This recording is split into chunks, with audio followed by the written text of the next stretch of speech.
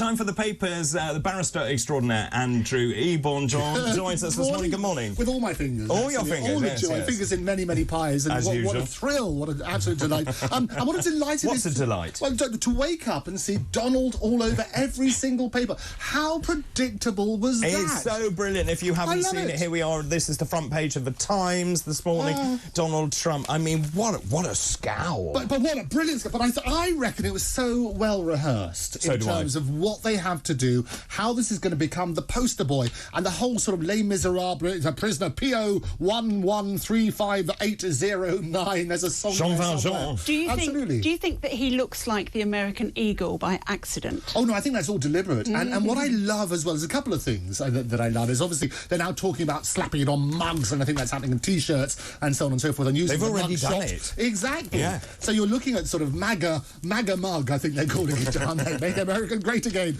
But interesting question, as you know, I'm an intellectual property lawyer. The question of copyright in the photograph. Because, who owns it? Well, that's a very interesting thing, because normally the general rule is it's the photographer who owns it or their employer. So the county jail. Very interesting. But it's slightly different when it's in the public domain if it's a mugshot.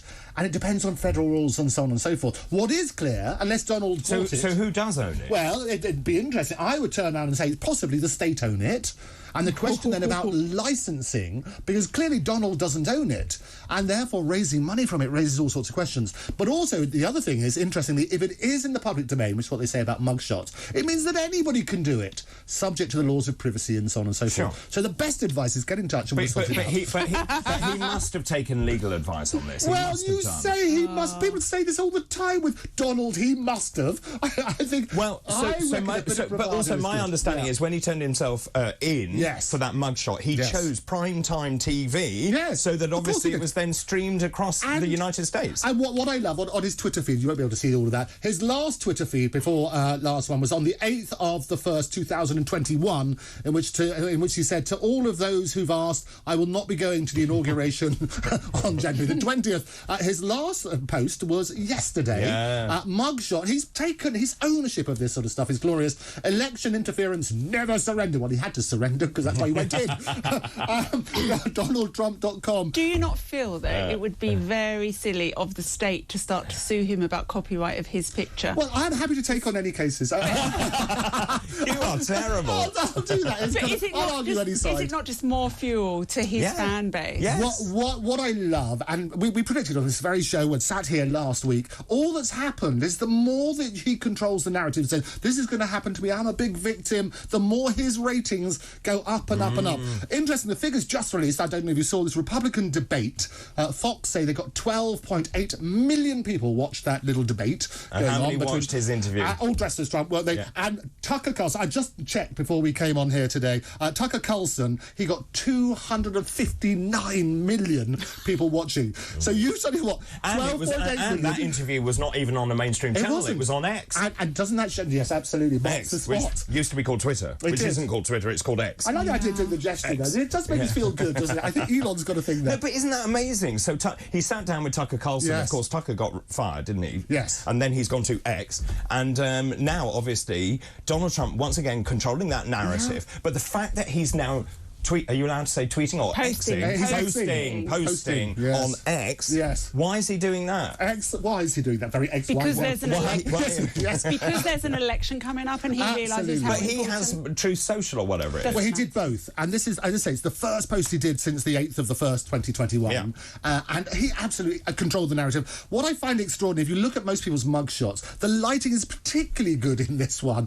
The way that he does it, the way that he's dressed, and everything else. He is absolutely planning from the word get-go to turn around and say this is going to be part of my campaign, and boy is it working. Well, sure, and I said in terms of the polls that Vivek Ramaswamy, and actually I liked him. I thought he was clever. He used Barack Obama's opening line. He did, didn't he? And what did he say? He said, "Who's that skinny guy with a funny last name?" Yes. He's on 9.7%. Ron DeSantis not doing so well. He's now down to 15%. Trump didn't even turn up. No, and he's at 52%. And he didn't need to. And I'll tell you what, Renée and I were discussing this a little bit earlier. And who do you reckon his running mate's going to be with Trump? Vivek Ramaswamy, because A, he's very good. He's like DeSantis. He's young. He also will capture a huge, growing vote base in America. Yes. He really will. You heard it here first. Absolutely. Well done. And you said the name so beautifully as well, which is why I said... I was discussing it earlier.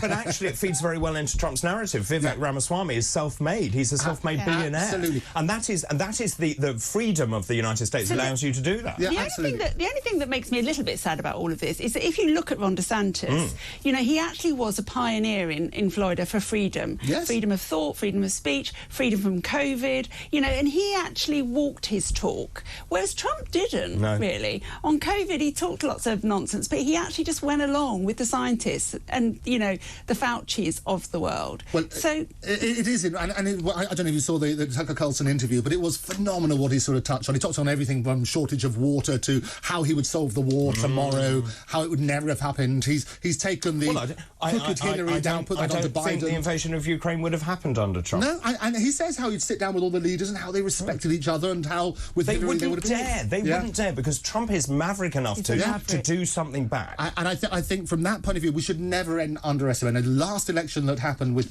one before that with Trump, I predicted he would get the nomination. I predicted he was going to win, and so on and so forth. And I reckon he will stand a very good chance. That's rubbish.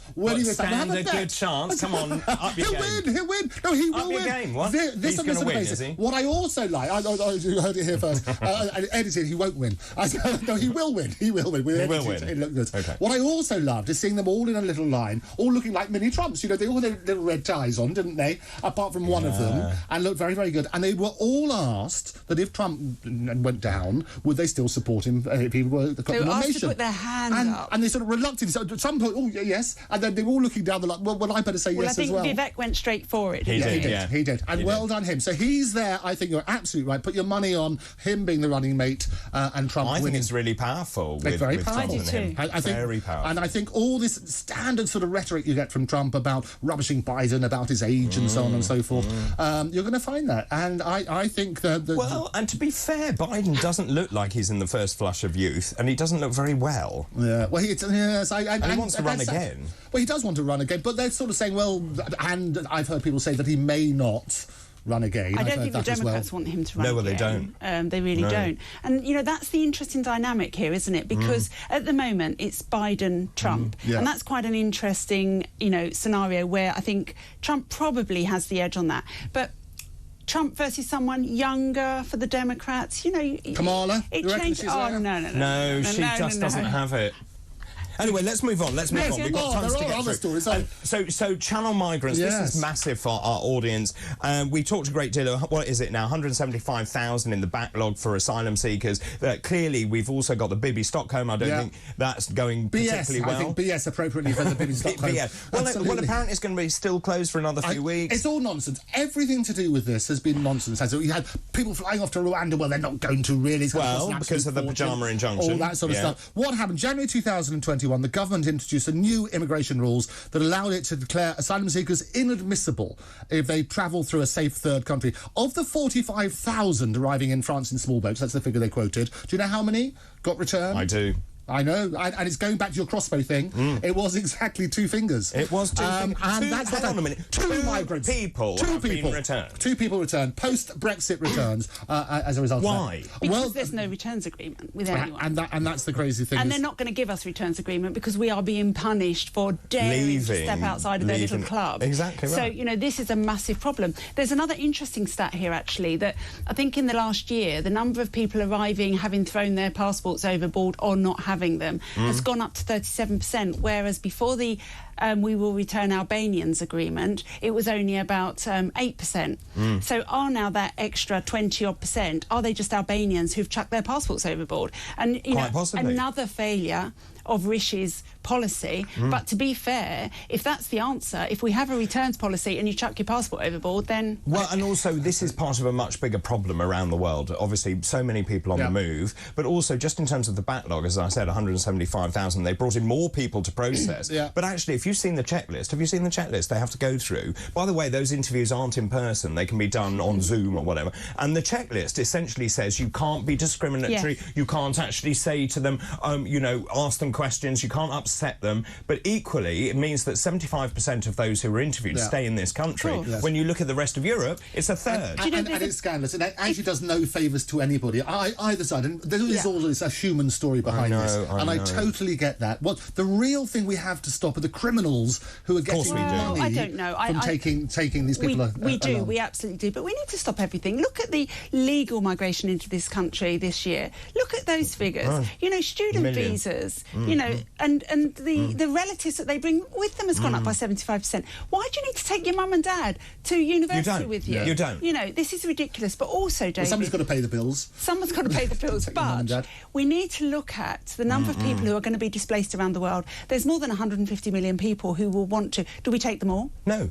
Do we take all of Syria? That's the point, and this is about sending a very strong message to say that actually we won't accept everyone coming to this country. We can't. It's not possible. You and I know very well they don't have doctors' surgeries. There are not enough surgeries. There are not enough schools. Dentists. Hospitals. You did a piece on this week. Yeah, dentists. We can't get a dentist. All services. That's the problem. But also, and this is the problem, when Rishi puts his 5-point plan up there and boats is there, basically you've got to take... So we've also given the French £500 million, 500 million to do diddly squat, as far as I can see, and actually the numbers being returned are lower than before we paid them. It's a scandalous story. So what do we do? Do we turn the boats back? Do we put the Navy in the channel? We turn the boats back. I think you'd only need to turn the boats back for a week. Like Australia did. And no one else would come, because that's the way to do it. We shouldn't be picking these people up in French water and then bringing them here. I'm really sorry. We need to turn the boats back, but at the same time, David, we need to cut down that legal immigration.